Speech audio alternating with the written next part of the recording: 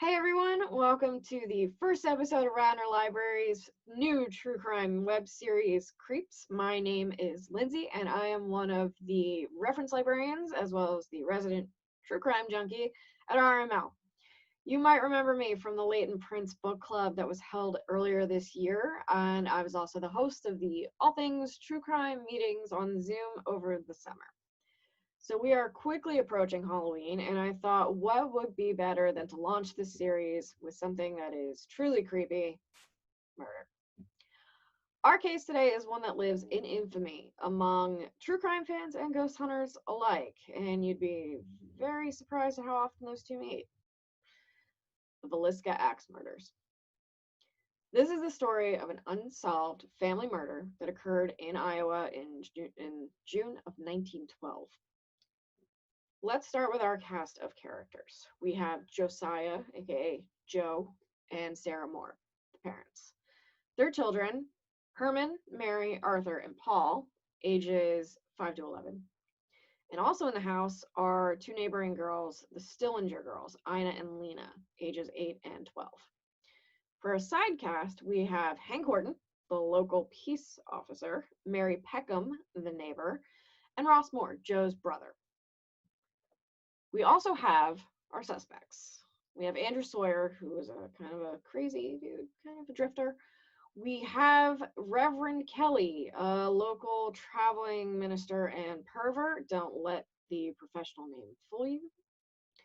Frank Jones, a state senator. William Mansfield, a hired hitman. And Henry Lee Moore, no relation but a known killer caught after these murders, Sam Moyer, Joe's own brother-in-law, and Paul Mueller, a German immigrant. So, our story starts on Sunday, June 9th, 1912. During the day, Mary Moore asks Ina and Lena if they want to come over. So they come over and they play for a little bit, and then later on that night, Joe calls the girls' family and asks if it's okay if they stay the night with them. There's a program they're going to at the church that his wife had put together, and once they get the okay, the girls are free to go with them. So the entire family heads to this Children's Day program at the local Presbyterian church. So according to records, they left around 9:30, and then they started walking home. They should have arrived around 9:45, 10 o'clock at night. And between the hours of 10 p.m. and midnight were the last times that they were pretty sure that they were still alive. So we're going to cut to early the next day at around 7 a.m. A Mary by the name of, Mary Peckham, a neighbor. She notices things aren't quite normal at the Moore house. They're very quiet. No one's out doing chores. The chickens and the horses haven't been let out. So she goes over and she knocks on the door. No response. So she lets the chickens and the horses out and then heads home and calls Joe's brother, Ross. So Ross calls the John Deere store that Josiah owns and manages and gets a hold of a front desk clerk or something. The clerk confirms that Joe never came to work. He never made it, which is rare for this guy. He was always there. So he agrees to go to the home and check. The clerk does. When no one answers, the clerk comes back to the store and tells Ross that there's no answer. Now worried, Ross drops everything because he has the only key to the house and heads over himself. At 8 a.m., he opens the front door. And what he finds is considered one of the most gruesome scenes in Iowan history. He gets as far as the front parlor, where he spots the bodies of the two Stillinger girls, because that's where they slept overnight. He goes out front, he sits on the steps, and he says something terrible has happened. At this point, the entirety of the police force from Villisca, which is pretty much 3 people, wasn't much. They have arrived on the scene, and Hank Horton, who is the peace officer mentioned, finally steps inside the house to see the extent of the damage. He finds all of the bodies still in what they refer to as in situ, meaning they haven't been moved. And the 2 girls are downstairs in the parlor. Parents are up in the master bedroom, and the rest of the kids are in their respective rooms. Every single one of them has been bludgeoned to death or struck with the blunt side of an axe. Judging from the evidence, the murders began upstairs and made a methodical way downstairs, leaving the murder weapon on the floor of the parlor next to the two girls. So in nearby Red Oak at 9 o'clock, the coroner is found at City Hall, and he heads to the house. He's followed by a drugstore owner who owned a camera and took photographs of the scene. Now, it's important to note that at this time period, locking down a crime scene so nobody can pass through it was not exactly a known practice. So people would, kind of rubberneck or gawk. They would come to stare at this kind of thing, and police at this house didn't know what to do because people just kept coming in and traipsing through the house to look at the bodies. So the police tried their best to keep people out of it, but it didn't work. And eventually they had to call the National Guard to keep people at bay.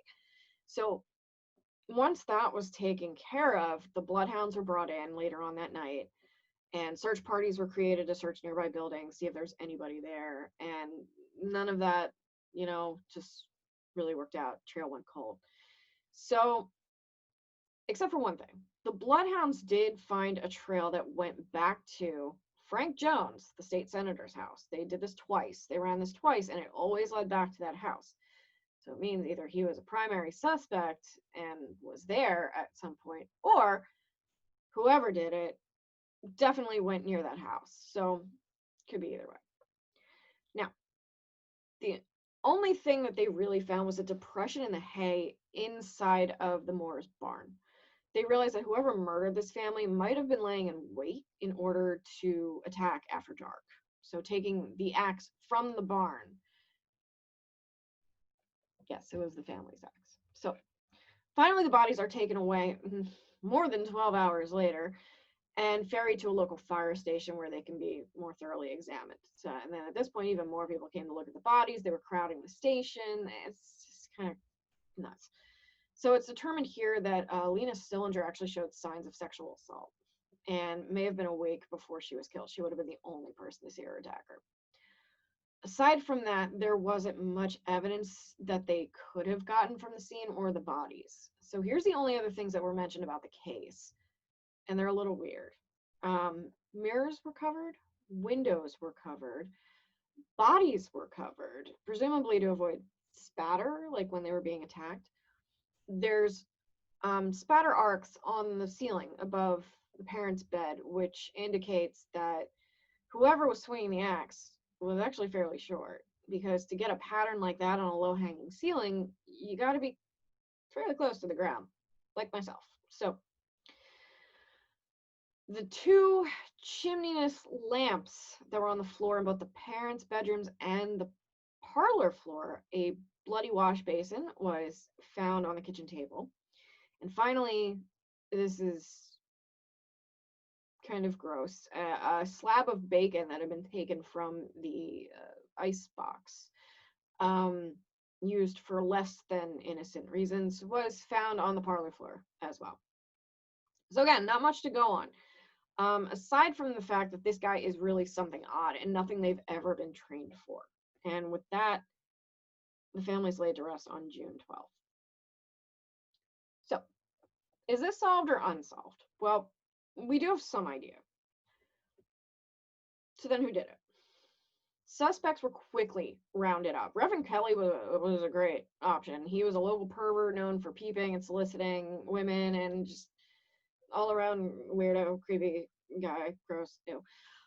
Sam Moyer, Joe's brother-in-law, was known to have threatened to kill him several times. So he was also, kind of looking pretty good. Henry Lee Moore, no relation to the family, but a known serial killer, was picked up after these murders and questioned.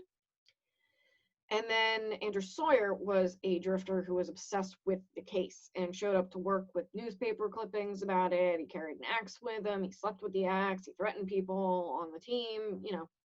Good times.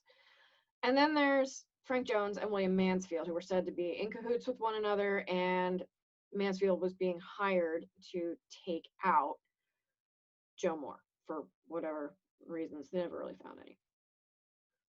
All of their alibis checked out, except for one that wasn't considered until nearly 100 years later. We're going to jump out of the story for a brief second to talk about something interesting that Villisca might actually have been a bigger part of. Bill James, a famous sports writer, actually took up research on Villisca with his daughter. And together, during their research, they found that Villisca may actually be part of a major network of related family murders that are just spread out all over the country. Now, this is cool because the case is over 100 years old, and the cases they linked it back to go back even further.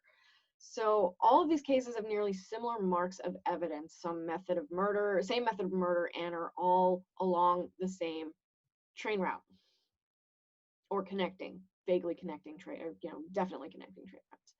At the end of this, I'll list some of the 33 similarities Bill James found between all of these cases.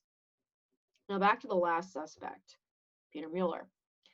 He was a German immigrant, and this guy had killed before. He was on the run from the police because he had annihilated an entire family that he had worked for. And it was exactly the same MO, the exact same setup as the Villisca crime. Things were covered, windows were covered, chimneys were gone or misplaced, just weirdness. Now, this guy wasn't a suspect until Bill James and his daughter looked into it, and they found records that this guy could have been who they referred to as the man from the train. As, like I said, the Moors were nearly an exact replica of the family he killed in 1897. So, yeah. But Peter Mueller was never caught. Though there is another link to this case that could be of some interest to some of you if you're familiar with it. In 1922, in Germany, there was another family murder in an unincorporated town of Hinterkaifeck. While very similar to the Moors and other murders thought to have been done by Peter Mueller, this one was different. The family was found stacked up in a barn outside of the house. I don't know, it was kind of weird. Heads were gone. Horses went, all kinds of things were happening at this house.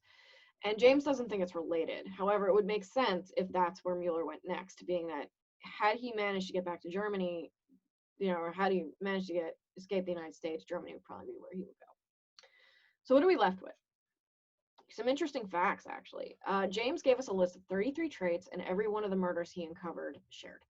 So I'll read a few of them that are crazy to not have been by the same guy, because, who thinks to do this and, copycat murder kind of thing, The axe used was always owned by the family.